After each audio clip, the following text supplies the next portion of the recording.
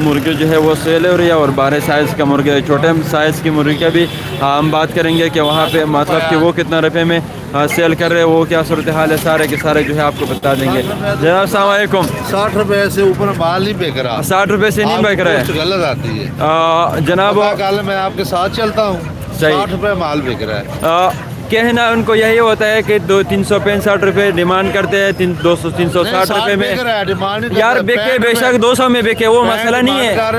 देखो बिके बेशक 200 में। अब इनसे पूछते हैं। अस्सलाम वालेकुम, क्या हाल है आपका? कितना रुपया आज रेट सेल कर रहे हो? 60 रुपए। सुबह कितना रुपये रेट सेल कर रहा था? सुबह कितना रुपये रेट सेल कर रहा? सुबह भी सेल कर रहा था। ठीक हो गया। वो जो 65 के बारे वो कहते 65 का डिमांड कर रहे हैं लेकिन बेच रहे 360 रुपए में। आप आपका माइंड सही नहीं है, माइंड को ठीक करो थोड़ा सा। माइंड मेरा ठीक है, 60 से ऊपर नहीं बिक रहा। वो बेशक ना बिके ना बिके, वो मसला